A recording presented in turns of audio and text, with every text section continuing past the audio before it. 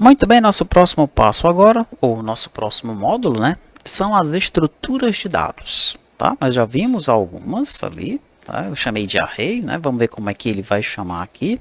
Você vai chamar de listas e tuplas, como nós estamos vendo aqui, né? E aí nós temos esses três tópicos: criação e manipulação de listas, indexação e fatiamento, tuplas e suas características, tá? Então, eu vou copiar essa parte aqui, ó, e vou colocar assim. Agora, me explique sobre criação e manipulação de listas.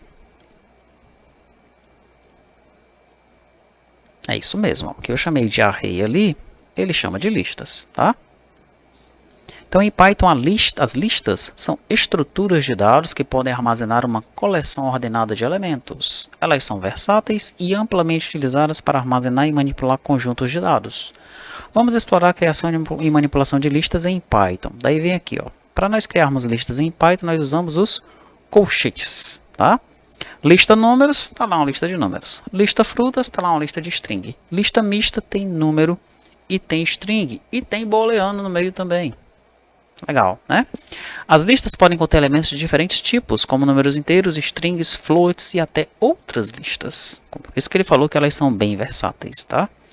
Acesso aos elementos. Como é que a gente acessa os elementos de uma lista? Muito parecido com o que a gente faz com os arrays nas outras linguagens, tá? O primeiro índice é o 0, tá? Então, lista de frutas 0 é a maçã, né? Ele colocou ali, ó. Maçã é o primeiro item, então a gente acessa pelo 0, tá? Lista de frutas 1 é a banana. Lista de frutas menos 1, uau, isso aqui é algo meio diferente, tá? Um índice negativo conta de trás para frente. Que interessante, tá? Então, se você coloca menos 1, ele vai buscar o último item. O último item, ó. Legal? Facilita muito em alguns casos, né? Na nossa lógica nós queremos contar de trás para frente ou pegar o último elemento de uma lista, joga um menos 1. O penúltimo elemento de uma lista, joga um menos 2. Legal, né? Muito bom. O que mais que ele coloca aqui? E tem aqui manipulando as listas. Aí tem algumas funções que são vinculadas às listas, tá? Então a gente chama aqui, ó, o nome da lista e chama a função. O append vai adicionar um elemento no final da lista, tá? Então, lista frutas.append uva, uva vai ficar lá no final. O insert insere um elemento em uma posição específica da lista. Aí você tem que informar qual é a posição que você quer. Lista frutas.insert, na posição 1 coloque morango. Remoção de elementos. Tem o remove, remove a primeira ocorrência do valor especificado, tá? Remova banana, se tiver várias bananas na lista, ele vai tirar a que aparecer primeiro, tá? Pop, remove e retorna o elemento da posição especificada, ou o último elemento, se nenhum índice for fornecido, tá? Então aqui, ó, elemento removido, pop 1, ele vai remover o elemento que está na posição 1 e ele retorna esse elemento para essa variável. Tá? O pop remove e retorna o elemento, porque pode ser preciso nós usarmos esse elemento removido para a nossa lógica, tá? Len. Len retorna o comprimento da lista. É o número de elementos que a lista contém, tá? E vai aqui, então, no caso desse exemplo aqui, ele está pegando o tamanho dessa lista e está jogando dentro de comprimento lista, né? Esse len deve ser de length, que em inglês significa comprimento, tá? In e not in verifica se um elemento está presente ou ausente na lista.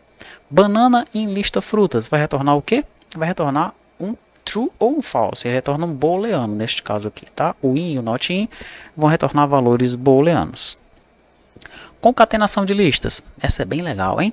Se você pegar duas listas e somar essas listas, né? O operador de soma aqui, neste caso, ele está servindo como um operador de concatenação, tá? Ele vai transformar as duas listas em uma outra lista e todos os elementos das duas vão aparecer nessa outra lista. Muito bem. O que a gente vai fazer agora? Vamos pedir um exemplo para ele, tá? Agora, crie um exemplo para mim.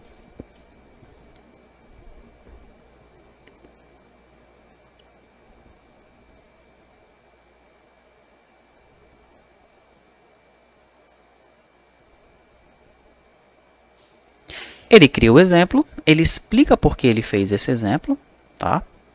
Ele está mostrando aí que está usando os métodos append e remove. E ele criou uma função exibir lista. Exibir lista. Ele criou essa função lá no começo, né? Por favor, recrie o exemplo, mas sem a utilização de funções, pois eu ainda não estudei sobre isso em Python. Certamente, vamos criar o exemplo sem utilizar funções. Tá. Daí quando a gente chegar lá em funções, a gente vai entender porque ele está fazendo aquilo ali, aquele def, o nome da função e tal, mas não é o momento de estudar isso ainda, e a gente não quer que ele nos confunda, tá? Então você pode agir dessa maneira também. Ele criou algo que você não viu ainda, peça para ele fazer de novo, mas sem aquilo que você não viu ainda, tá? Neste caso específico, função é um tópico separado e é um tópico abrangente, então é bom que a gente estude ele mais lá na frente, né? Se nós vermos aqui, ó, no nosso cronograma, funções é no módulo 5, ó, módulos 5 e 6. Tá? Então a gente sabe que tem um tópico específico para isso. Tá? No caso da interpolação, né, aquela formatação da string, talvez nós também vejamos aqui, ó, em strings, aquelas formatações. Tá? Mas, de repente, não dava para a gente ter a noção de que, peraí, essa formatação de string, será que eu vou estudar uma coisa específica só sobre isso?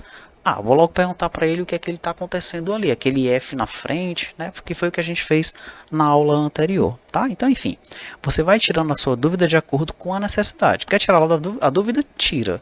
Ou então você pede para ele, não, cara, não quero saber disso agora não. Ou pergunta para ele, é necessário saber disso já agora ou você pode me ensinar isso depois, tá bom? Vou copiar esse código. Vou colar esse código aqui. Deixa eu limpar aqui esse console, que aí eu já posso executar aqui mesmo, tá? Salvei. Vou executar. E aqui vamos ver o que ele colocou. Lista de compras, maçãs, bananas, leite e pão. Adicione um novo item à lista. Opa, dessa vez ele deixou eu adicionar aqui, hein? Pera aí. Albert.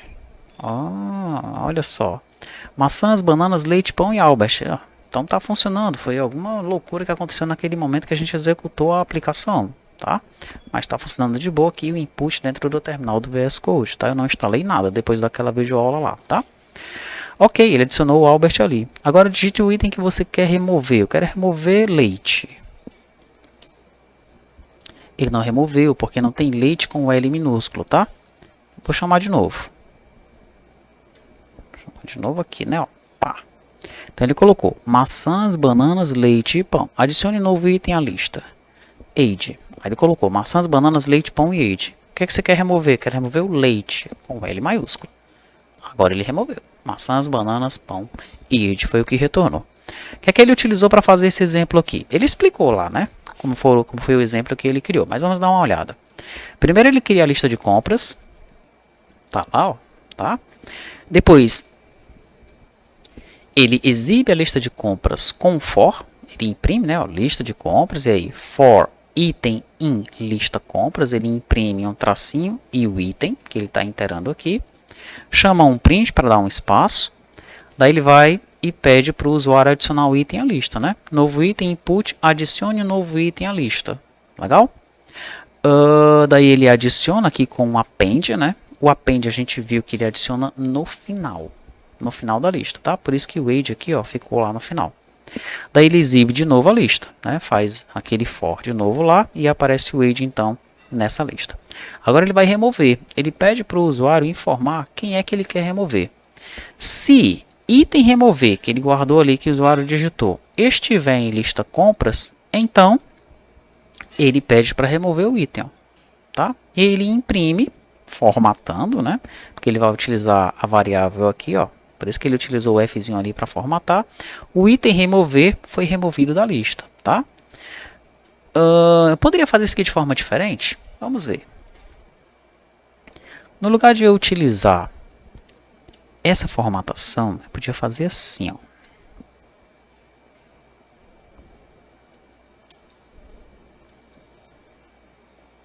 Peraí, era item remover que tinha aqui, não era? No lugar dessa formatação, eu podia fazer assim. tá? Não estou formatando, beleza? Vamos ver o que vai acontecer. Vou executar. Está aí os itens. Vou colocar aqui. Opa. Aqui, ó. João. Maçã, banana, leite, pão e João. Qual é o item que eu quero remover? Quero remover o leite. E, ó, leite removido da lista, tá? Inclusive, ele colocou 2 espaços, ó. Que interessante, né? Então, quando a gente separa por vírgulas aqui, ele já conta como um espaço. É isso mesmo? Deixa eu ver. Vou tirar esse espaço aqui da string, tá? Vou executar de novo. Qual é o item que eu quero adicionar na lista? José. Então tá lá, maçã, banana, leite, pão, José.